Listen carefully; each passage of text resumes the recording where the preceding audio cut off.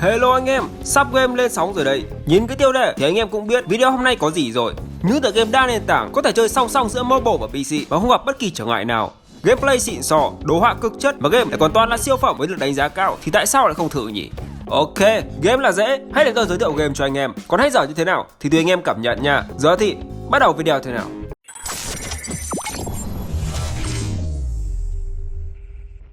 Đầu tiên là một siêu phẩm game hành động thế giới mở Champion Hunter. Game sử dụng nền đồ họa 3D ấn tượng với quang cảnh và nhân vật theo phong cách anime vô cùng cuốn hút. Điểm đặc biệt nhất của tựa game này là việc nhà phát triển mang yếu tố NFT vào game. Theo đó thì việc ứng dụng công nghệ này sẽ giúp cho anh em có thể kiếm được tiền bằng việc cày cuốc và bán các vật phẩm cũng như trang bị quý hiếm mang tính độc quyền ở trong game. Đây là một yếu tố được đánh giá cao và rất thu hút. Ngoài ra thì game cũng có lối chơi, cốt truyện hấp dẫn, được xây dựng một cách chỉn chu và cộng thêm việc game mang yếu tố NFT đang rất hot ở trên thị trường hiện nay. Thật sự Champion Hunter là một cái tên không thể bỏ qua. Tiếp tục là siêu phẩm game MMORPG 3D Star Strike. Tựa game này đã ra mắt ở Trung Quốc vào năm 2021 và sau gần 2 năm thì game cũng đã có phiên bản quốc tế. Star Strike sở hữu nền đồ họa 3D chân thực cùng hiệu ứng chiến đấu sống động. Bối cảnh tương lai trong game được thiết kế vô cùng chân thực, hoành tráng, không khác gì các bộ phim của Hollywood. Ngoại trừ đồ họa 3D ấn tượng thì Star Strike cũng đầu tư tỉ mỉ về tạo hình NPC và các quái vật. Anh em sẽ không gặp bất cứ con boss nào giống nhau, thậm chí cả những con quái phèn cũng không hề có con nào giống con nào. Và cũng giống như các tựa game MMORPG khác, việc của anh em là điều khiển nhân vật đi hoàn thành các nhiệm vụ chính tuyến và gục lũ quái vật cản đường. Game có độ tự do khá cao khi cho phép người chơi tùy chỉnh nhân vật và robot riêng của mình. Bên cạnh đó, hệ thống nhiệm vụ phụ và nhiệm vụ ẩn cũng vô cùng phong phú, đảm bảo anh em sẽ không cảm thấy nhàm chán. Nhìn chung, với gameplay lôi cuốn cùng với đồ họa 3D đỉnh cao, chắc chắn Star Strike sẽ trở thành cái tên đáng gờm ở trong làng game MMORPG 3D mobile. Nếu đang tìm kiếm một tựa game để cày cuốc thì anh em nhất định không thể bỏ qua tựa game này. Hiện anh em đã có thể tải game qua TapTap hoặc bản giả lập.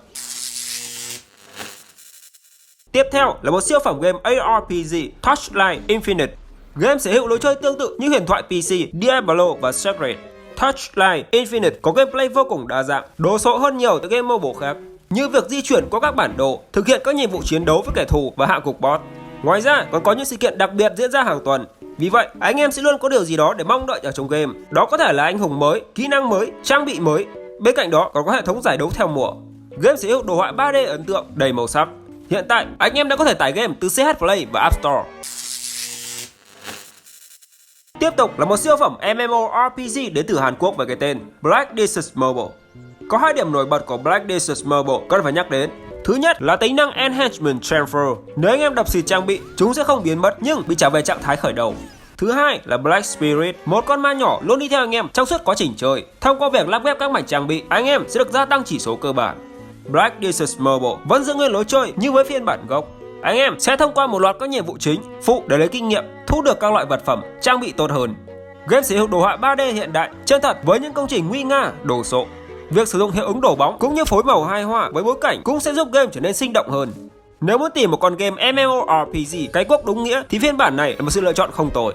Lưu ý về anh em là bản mobile thì free nhưng bản PC thì không. Và hiện tại trên Steam đang sale với giá là 24k. Tiếp tục là tựa game bắn súng sinh tồn thế giới mở Garena Undawn. Cốt truyện của Garena Undawn xoay quanh thế giới sau thảm họa zombie. Trong game, em sẽ là vai nhân vật sống sót và cố gắng sinh tồn bằng mọi cách. Đồ họa game được thiết kế với chất lượng cao, thế giới mở ở trong game đầy màu sắc và chi tiết. Tất cả các đối tượng ở trong game, từ nhân vật cho đến zombie, đều được trau chuốt đến từng chân tơ kẽ tóc. Một điểm cộng thêm nữa là hệ thống ánh sáng và đồ bóng của game rất tuyệt vời, tạo ra những hiệu ứng thực tế và cung cấp cho người chơi một trải nghiệm chân thật như sử dụng công nghệ thực tế ảo. Là một game sinh tồn bắn súng thế giới mở, Garena Undawn sở hữu lối chơi khá đa dạng. Anh em có thể lựa chọn chơi đơn hoặc chơi đa người trực tuyến trong các chế độ đấu đơn hoặc đấu tổ đội. Ở thời điểm hiện tại, Garena Undawn là một trò chơi sinh tồn rất đáng để trải nghiệm. Và vẫn là game đến từ hàng xẻng với siêu phẩm MMORPG Mirror hay Mirror Vanguard and Vagabond. Cùng thuộc vũ trụ Mirror nhưng Mirror không có liên quan đến phiên bản trước mà có một câu chuyện độc lập riêng. Nói thật là sắp game tôi thấy câu chuyện của Mirror không có quá nhiều điểm nhấn hay khác biệt, vẫn theo mô típ bảo vệ thế giới chống lại thế lực hắc ám.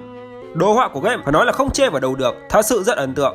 Chi tiết từ ngọn cỏ, đồi núi, thang nước tới nhà cửa, con người đều rất giống thật.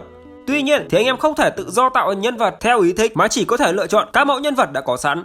Hiện tại game không có nhạc nền, âm thanh chiến đấu có nhưng không quá chân thực. Bù lại, giọng lồng tiếng cho các NPC lại rất chân thực và thay đổi ở mỗi đoạn khác nhau. Ngoài ra thì giọng lồng tiếng Hàn có lẽ cũng sẽ tạo được cảm giác mới mẻ cho anh em, chứ tôi thì lại thấy quá mới lạ luôn. Theo đánh giá của nhiều anh em game thủ đã trải nghiệm thì Mirror M có tất cả những gì cần thiết để trở thành một siêu phẩm của làng game MMORPG. Hơn nữa, game có thể chơi chéo ở giữa phiên bản PC và mobile nên rất thuận tiện để đăng nhập, trải nghiệm. GGG hay còn gọi là Zenless Zone Zero là một tựa game hành động chặt chém tốc độ cao, kéo lấy bối cảnh tại một thành phố hậu tận thế được gọi là New Eridu. Anh em sẽ vào vai một proxy với nhiệm vụ là khám phá các chiều không gian Hollow. Song song là tuyển mộ các thành viên mới chiến đấu với Ethereal với những kẻ thù khác. Zenless Zone Zero sở hữu đồ họa 3D phong cách anime cực bắt mắt, mang đậm dấu ấn thương hiệu MiHoYo không thể lẫn vào đâu được. Về gameplay của Zenless Zone Zero được đánh giá rất cao khi mang phong cách hành động tốc độ cao, lối chiến đấu đậm chất hành động, nhanh và đã mắt hơn hẳn các tựa game trước như Genshin Impact hay Honkai Impact. Hiện game vẫn chưa ra mắt chính thức, anh em có thể theo dõi thêm ở trên fanpage của game nha. Tiếp tục là cái tên Thoram Online, một tựa game hành động nhập vai vào cách Tây Âu cực chất. Điểm nổi trội nhất của Thoram Online phải kể đến chính là nền đồ họa chất lượng cao, siêu nét và cực kỳ sống động. Trong game, em có thể tùy chỉnh nhân vật của mình một cách chi tiết, từ chiều cao, màu da, giới tính tới kiểu tóc, màu mắt, kiểu mắt, nét mặt. Theo thống kê, sẽ có hơn 30 tỷ nhân vật khác nhau được tạo ra nhờ sự tùy chỉnh chi tiết này và sẽ rất khó để có hai nhân vật giống nhau hoàn toàn. Nghe thì khủng đấy, nhưng thực sự thì đúng là khủng thật. Và mặc dù là một MMORPG nhưng Thoram Online lại không hề có những cảnh máu me hay quá bạo lực nên game trở nên phù hợp với mọi lứa tuổi. Nếu anh em đã quá chán ngán với những tựa game có đề tài lặp đi lặp lại, không có sự mới lạ mà chỉ tập trung một cày cuốc, auto thì hãy chọn Thoram Online để thỏa sức bung lụa theo ý thích nha. Tiếp theo là một đàn em của Thoram Online khi cùng đến từ nhà phát hành Asobimo nhưng ra mắt sau với cái tên Metria. Điều khiến anh em choáng ngợp nhất ở Metria chắc chắn là phần đầu họa 3D cùng mô đồ nhân vật vô cùng sống động và môi trường trong game được chăm kỹ đến từng chi tiết. Theo như nhiều nguồn tin thì Metria được lấy cảm hứng từ Genshin Impact. Đây không hẳn là một điều xấu. Theo như đoạn video được đăng tải ở trên Twitter chính thức của Asobimo, anh em sẽ được đưa đến một thế giới tuyệt đẹp, màu sắc rực rỡ. Ngoài đồ họa 3D, phong cách anime ở trong việc thiết kế, tạo hình nhân vật và cảnh quan thì góc nhìn người thứ ba cũng có nét của Genshin.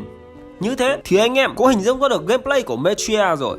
Và theo một số thông tin từ nhà phát hành, game có cấu hình hơi cao khi RAM của thiết bị yêu cầu tối thiểu phải là 6GB mới có thể hoạt động mượt mà. Không biết trong thời gian tới liệu nhà phát hành có cập nhật mới để đa số game thủ có thể trải nghiệm tựa game này hay không, chứ tôi là thấy hơi oải với dàn máy cùi bắp này rồi đấy.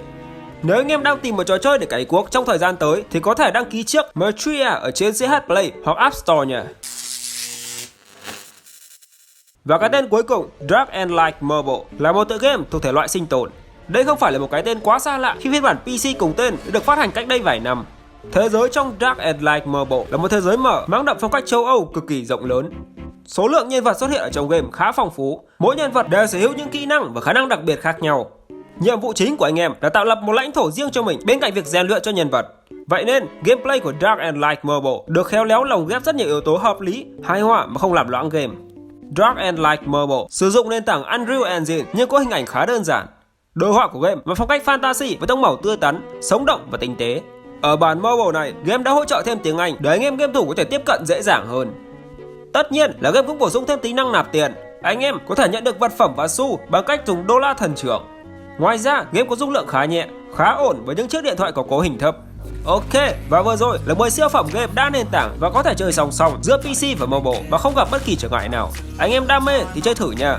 Game hay, ủng hộ Sub Game một like, một subscribe để tôi lấy cái động lực cày nhiều game hơn cho anh em nha. Và video hôm nay đến đây thôi. Chúc anh em chơi game vui vẻ.